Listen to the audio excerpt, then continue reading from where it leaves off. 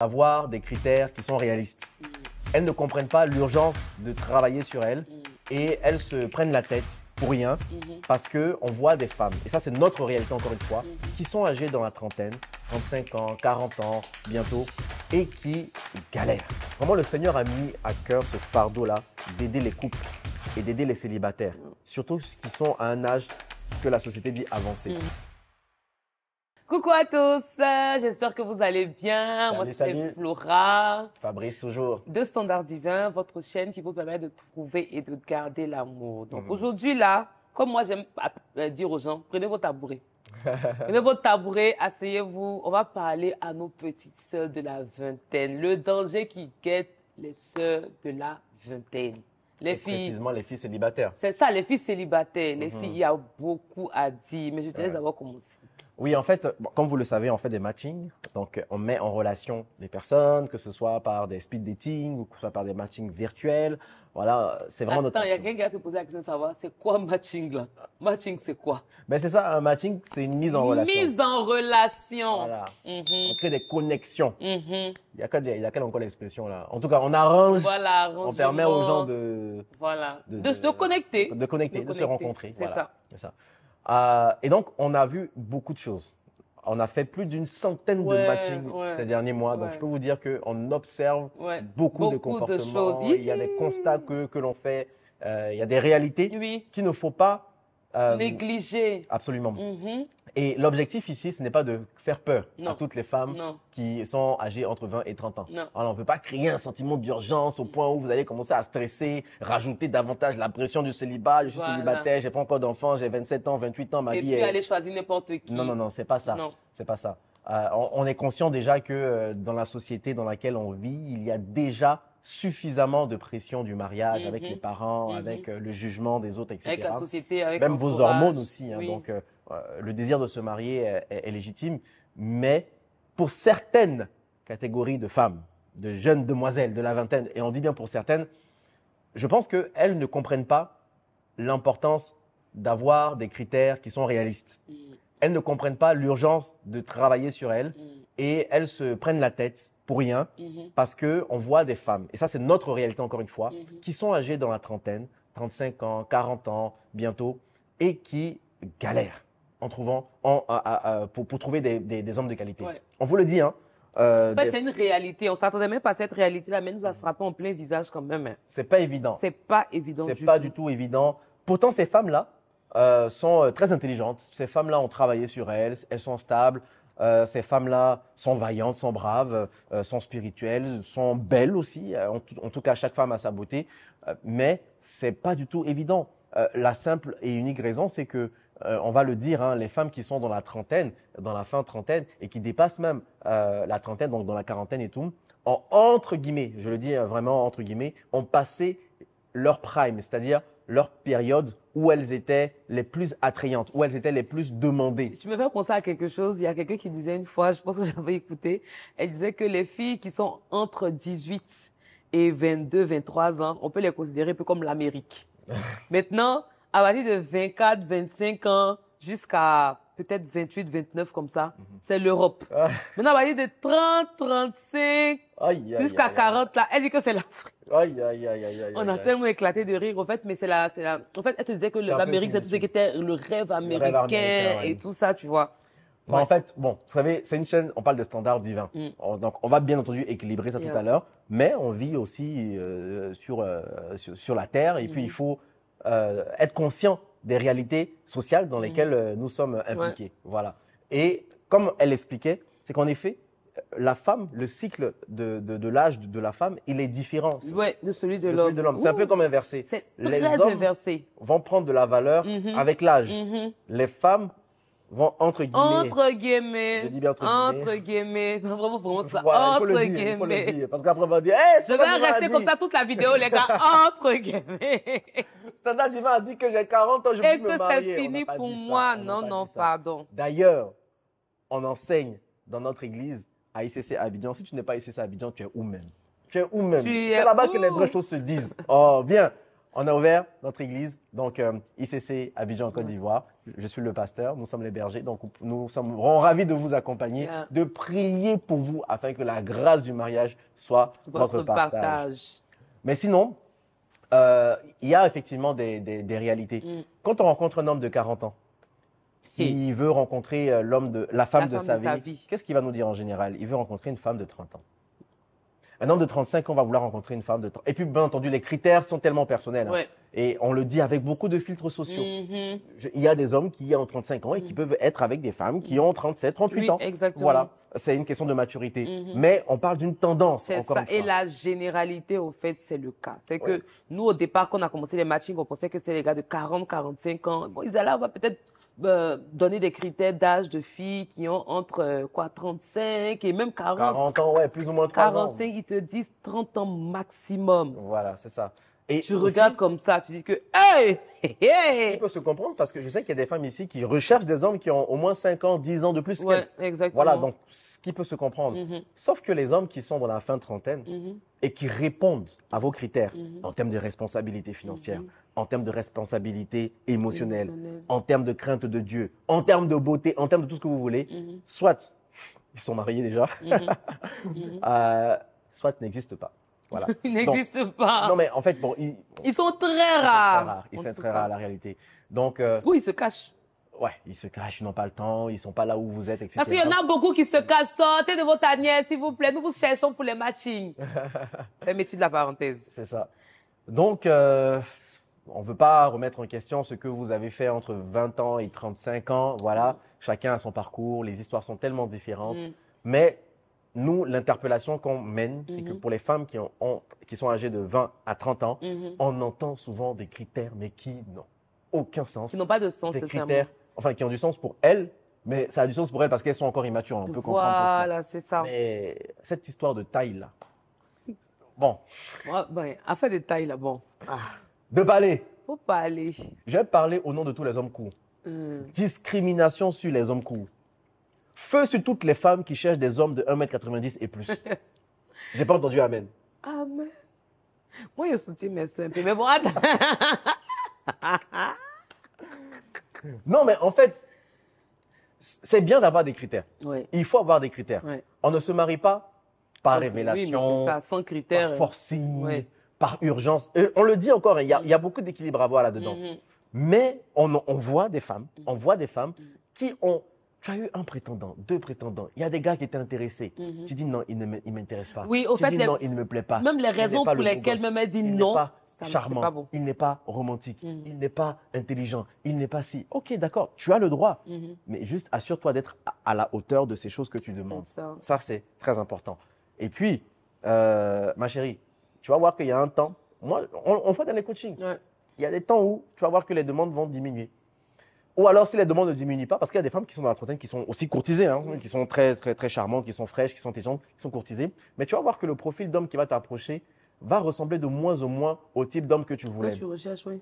Il va avoir soit un père célibataire, il va y avoir peut-être quelqu'un qui a des traumas, qui est blessé, qui n'a pas le mindset. Parce que toi, tu as mis beaucoup l'emphase sur tes études, travail. Et puis voilà, ces femmes-là qui disent « Non, moi, je ne m'intéresse pas du tout aux hommes. À partir de 30 ans, c'est là maintenant que je vais commencer. » Mais erreur, excusez-moi, je suis désolée, erreur fatale. C'est vrai que l'on nous a dit que le premier mari de la femme, c'est son travail. Et je n'ai pas dit non. Je n'ai pas dit de ne pas travailler, les filles travailler, mais ayez les yeux ouverts. Ayez les yeux ouverts. C'est comme je dis des fois à des sisters, vous êtes à l'église, vous servez, mais même quand vous adorez, la pardonnez un peu, quand vous toussez un peu, ouvrez vos yeux des fois pour regarder. Ayez les yeux ouverts. Ce n'est pas parce qu'on va à l'école, qu'on est sur les bancs de l'école, que ça veut dire qu'on doit, on ne doit pas avoir de cheminant. On a commencé à nous on a quel âge? On a 19 ans.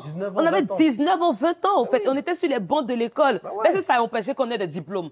Mais non, ça peut empêcher qu'on ait des diplômes. Non, ouvrez les yeux, s'il vous plaît. C'est pas à 30 ans, on en voit trop de filles qui disent oui, il faut que je termine le doctorat, le post-doctorat, et puis maintenant je vais m'arrêter. Il y en a qui sont 40 ans. C'est maintenant qu'elle commence à chercher. Mais tu vas chercher quoi? Un gars de 44 ans. Le gars de 44 ans ne veut pas de fille de 40 ans. Pourquoi? Parce qu'il se dit, elle va me mettre la pression à cause de l'horloge biologique. Je dis la vérité. En fait, elle va vouloir se marier trop vite. Alors que moi, lui, c'est maintenant peut-être qu'il se réalise. Il a envie de prendre son temps. Donc, il veut la fille de 30 ans. Et en plus, même la go de 40 ans, elle va vouloir changer le gars de 45 ans, 50 ans. Oui, c'est ça. Et il se dit que Parce peut-être... qu'elle est intelligente, elle a Voilà. travaillé sur elle, elle s'est Oui. bonifiée avec le temps, Oui. ce qui est Et admirable. elle a une expérience aussi de la vie, elle a 40 ans. Et il va te dire que tu es trop compliqué. Exactement. Nous, en fait, En fait, faut même pas chercher à que vos comprendre. cœurs ne soient pas serrés. C'est ce qu'on entend. C'est ça. On vous dit ce qu'on entend. Et puis, je me suis rendu compte que la façon dont les hommes pensent là, c'est différent de la façon dont les femmes pensent. En fait, on est diamétralement opposés dans la façon de penser. Mais il faut accepter au fait comment est-ce que les hommes réfléchissent. C'est la vérité. Tu es âgé dans la vingtaine. Tu as 20 ans, 25 ans. Le critère que moi, je te recommande, tu vois, tu as le droit d'avoir tes critères. Et puis, ça dépend de ce que le Seigneur t'a dit. Hein, parce qu'il y a des personnes qui ont reçu une instruction particulière. Donc, si toi, tu nous dis que Dieu m'a parlé et il m'a dit, c'est tel type d'homme, c'est dans telle saison, de me concentrer sur telle chose, etc. Qui sommes-nous? Vous venez te dire qu'il ne faut pas... Non, franchement, on respecte ta révélation. C'est juste qu'il faut l'assumer jusqu'au bout. Oui, tu l'assumes. Mais nous, tu es dans la vingtaine. Le seul critère, ou le premier critère, le principal, quelqu'un qui a soif de Dieu. C'est ça. C'est tout. C'est le plus important. Ma soeur, ma fille. Il n'est pas dit chrétien. Hein? On n'a pas dit ça. On n'a pas dit chrétien. Non. Elle va dire que, donc, ça veut dire que tu es de médire de bâtir Marie musulman. Il n'est pas dit ça, hein. On n'a pas dit chrétien, on a dit quelqu'un qui a la soif de Dieu. Regarde, moi, à quel moment est-ce que Flora a commencé à m'aimer? Elle dit Vice-versa. Je suis venu dans une cellule de prière, on était avec des amis. C'est ça. Et puis, j'ai commencé à adorer. Oui. Et dit, quand elle m'a vu adorer, là, elle a été fan. Je dis, mais le gars, waouh. Joli garçon. Zélé. Qui est en train de prier, qui est en train de truc, qui est en train vraiment, qui se lâche dans la présence de Dieu. Oui. Je me rappelle même, j'étais à terre. Oui, il était par terre, couché par terre. Il dit, hé, toi, tu viens d'arriver, tu comme ça, nouveau dans la cellule de prière. Je lui ai dit, fais un peu le choco. Non, il était par terre comme ça en train d'adorer. Et puis, il faut savoir aussi que chacun courait. Hein. Lui, il avait rencontré le Seigneur, il avait soif de Dieu. Moi aussi, j'étais là-bas, j'avais soif de Dieu. Et puis, les soifs se sont rencontrés. Voilà. Et je parle même à tous mes fils, mes petits frères de la vingtaine, là, même de la trentaine. Tu es encore célibataire parce que tu es trop choco à l'église. C'est ça. Je répète, tu es trop célibataire endurci parce que tu es trop choco à l'église. Il faut pleurer dans la présence de Dieu devant les sisters. Elles aiment ça. Il y a mariage dedans. Non, pourvu qu'il soit vrai aussi. Hein. Pourvu que ce soit de bonnes personnes. Là, tu pleures seulement, mais après, ton cœur est dur. Hein? On est ensemble. Voilà. Non, la soif de Dieu. La soif de Dieu. Dans la vingtaine. Quelqu'un qui a faim de Dieu, quelqu'un qui veut ressembler à Dieu, quelqu'un qui dit je veux faire les choses de Dieu. Mon cœur bat pour l'œuvre de Dieu. Mon cœur bat pour faire avancer le nom de Jésus. Ça, là, c'est ce qui doit être le critère numéro 1. Pas Jean chrétien, il croit en Dieu. Mais c'est bon, hein, ça me suffit, hein, c'est correct. C'est pas quelqu'un qui prie, pas quelqu'un qui lit la Bible. La soif de Dieu se mesure à ton degré de repentance lorsque tu sais que tu es en dehors des voies de Dieu. La soif de Dieu se mesure aux relations que tu bâtis. C'est-à-dire, quand tu es avec des personnes qui ont soif de Dieu, cette soif-là va te contaminer. Mais tu ne peux pas dire que tu es zélé, tu veux évangéliser, tu veux prier, tu es fidèle à l'église et toi-même, tes amis sont tièdes, tes amis sont dans le monde, tes amis mentent, tes amis sont méchants, critiquent, etc. C'est pas que ça, c'est quelle soif de Dieu. Sans être prophète, tu as fini comme eux. Exactement. Parce que souvent, il y a un leurre. On se dit que quelqu'un qui a soif de Dieu, c'est quelqu'un qui vient à l'église et puis qui parle de Dieu. C'est pas ça. Ça, c'est l'apparence. La soif de Dieu, c'est le cœur. Oui. Mais il y a des signaux qui te permettent de pouvoir savoir qui est cette personne-là qui a la soif de Dieu. Il y a une personne qui va venir dire que est-ce que ça veut dire que tous nos amis païens, on doit les laisser, on ne doit plus leur parler. C'est pas ce qu'on a dit. Hein. Non, pas du tout. Non. On a dit de ne pas continuellement et journalièrement entretenir, de ne pas rester dans leur environnement. Parce que à force de rester dans leur environnement, tu vas te dépeindre. Exact. Tu vas devenir au fait comme eux. Exact. Par contre, ça ne t'empêche pas au fait d'avoir des petits touch-up. Genre, comment ça va et tout, j'ai pensé à toi, ou pas boire un verre, ou au restaurant un jour comme ça. Non, mais il faut être en contact avec les gens qui n'ont pas la même foi que toi. C'est comme ça que tu communiques l'amour. Voilà. Mais tu peux pas leur rappeler, tu peux pas dire que ce sont tes amis. Oui. Voilà, tu peux pas dire que ce sont tes amis de tous les jours, voilà, tes amis proches, voilà. Bon, ça va être compliqué quand même. Non, ça sera difficile. En tout cas, pour les filles qui sont dans la vingtaine, c'est un appel à la maturité. Oui. C'est pas un appel à l'urgence du mariage.